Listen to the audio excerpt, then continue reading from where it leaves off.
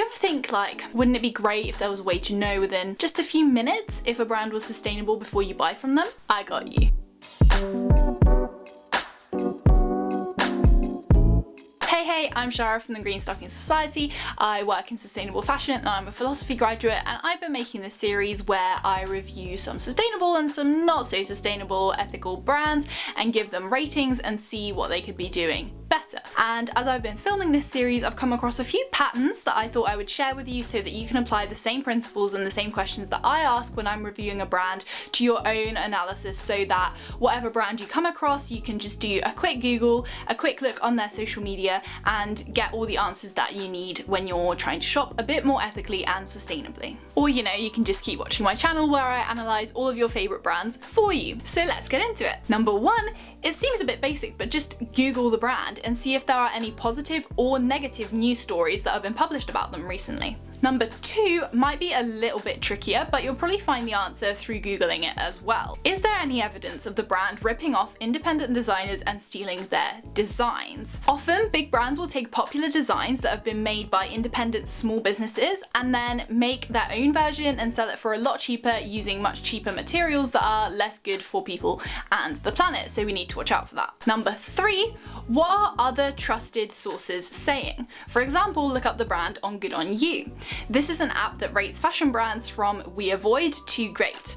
What rating has it been given and why? And if you're not looking at a fashion brand specifically, then you can head to The Ethical Consumer to see how they've rated them. And if you're looking for any other resources or apps to help you find really great brands, then check out this other video I've done all about my favourite apps to do with that. Now that we've looked at some independent sources, let's look at what the brand is actually saying on their own website through their own communications. So number four relates to this idea of, are they encouraging overconsumption? Are they producing things speculatively which then end up as waste if they don't sell? How many products do they have on their site and how many do they add each week? Is it in the thousands? Is it in the tens of thousands? Number five, check out their prices and also pay attention to how they justify them if they're super low. Do they try and sell you cheap stuff and put a focus on affordability as a way to explain why their prices are so low, when really it could be the fact that they're just not paying their workers enough, or they're using really cheap and more polluting materials? Number six is all about sales. Do they have massive sales, discounts, or offers? Looking at a brand's Black Friday promotions, for example, is a really good way to kind of gauge what they're all about. If they are having really big, massive offers and discounts all the time, then they are sort of encouraging you to buy things just because it's on a deal or it's on a discount, rather than encouraging you to buy things because you're gonna love using them for decades to come. And secondly, if they're always having these massive promotions and deals and discounts all the time, you do have to question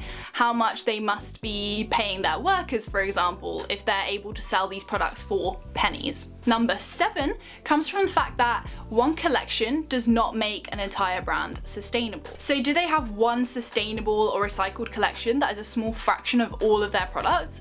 That is a key sign that they are greenwashing you. For number eight, we're going to a specific product page. This is another great place to see or fail to see sustainability information from the brand. Do they provide information about sustainability on their product pages? Do they list where the product was made or what it's made from, for example? For number nine, we're getting into materials. What materials are they using? Avoid polyester, even if it's recycled, and look out for things like organic cotton or hemp instead. Now that we've had a look at their site in general and some of their product pages, let's have a look at their sustainability page, which hopefully they have one, because some brands don't even have a sustainability page. Let's have a look at their sustainability page to see what they're trying to tell us through that. The more details, the better. But before we do that, if you could hit the like and the subscribe button if you're enjoying this video, that would mean so much to me. It would really let me know that you enjoy these types of videos and that I should continue making them. On to number 10. So question 10 is, do they have a sustainability page on their website? And is it in an obvious place like in their menu, or is it buried in the footer somewhere? This is a really good indicator of whether a brand has sustainability as a core foundational pillar, or if it's just something that they've added on as like a marketing trend. Number 11, are they specific when they talk about sustainability claims, or are they really vague? Do they talk about things like being on a journey to becoming more sustainable, or do they actually give some facts and figures to back up their claims? Number 12 is all about ethical working conditions, because you can't have true sustainability without considering the people that actually make the stuff. So do they share details about their factories and the people who make their products? What are the working conditions like? You want them to be transparent and also traceable. Number 13 relates to this idea that we want third parties to be validating all the claims that these brands are making, not just for their internal audits to be validating their own initiatives. So do they have accreditations like GOTS, OK Tech Standard 100, or being a B Corp? Knowing that these programs certify a brand supply chain can really help you have that extra layer of confidence in buying from them. Number 14, look at their packaging. What is their packaging made from?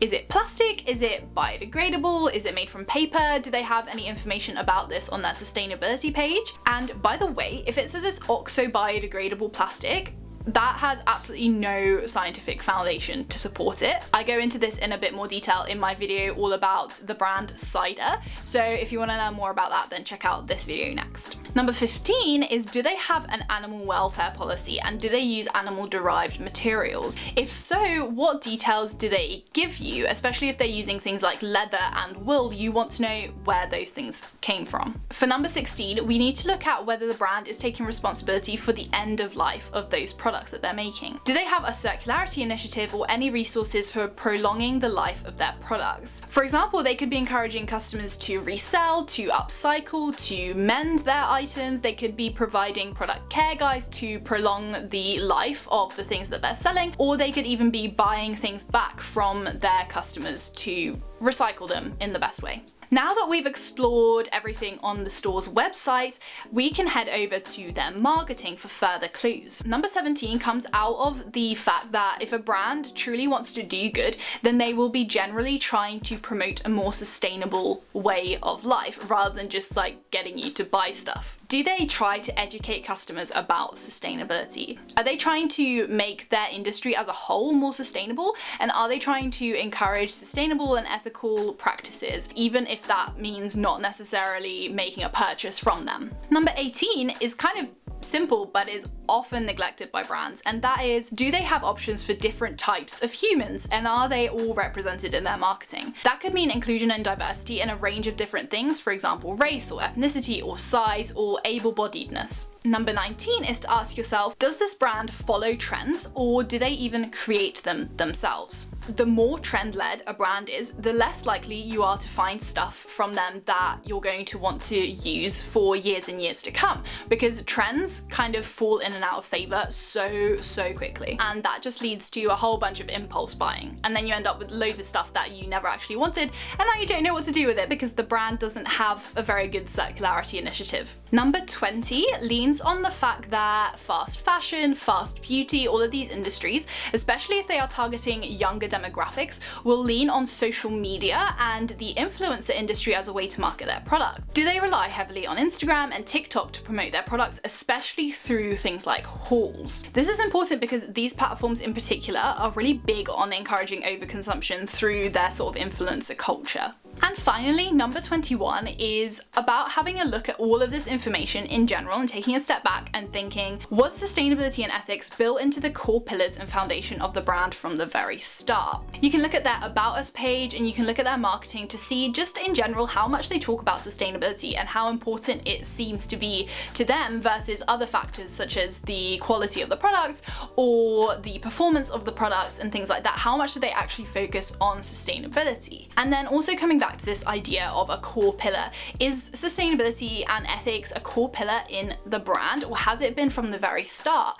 And the reason that I say that is, once a brand gets really big and becomes this global brand with hundreds of factories and a really complex supply chain, it is then so much harder to retrofit these things onto a brand. And this is something that massive brands like Nike, for example, really struggle with at the moment. If you want a bit more information about what Nike is doing, then you can check out this video next, all about Nike. Basically, if a company becomes really successful and it gets bigger, traceability and transparency become way harder. So if it's not built in from the start, then it's less and less likely to become built in throughout their entire supply chain later on. And that was 21 questions that you can ask yourself when you're trying to judge whether a brand is actually sustainable, ethical, or if they're just kind of lying to you. I hope that these questions will help you make a more informed decision so that you can spend your money in ways that actually align with your values. As always, remember that individual consumption is definitely not the be-all and end-all when it comes to tackling the climate crisis, but if you do have the means and the time, then I definitely suggest buying from small, independent, local, ethical, and sustainable businesses whenever you can. Do you have any other questions that you tend to ask before you actually buy from somewhere? Definitely let me know in the comments. Let me know if you found this video useful, and if you'd like to see more of these videos from me, don't forget to hit the like button and the subscribe, and share this video with a friend if you enjoyed it. And until next time, stay kind, see you later, bye!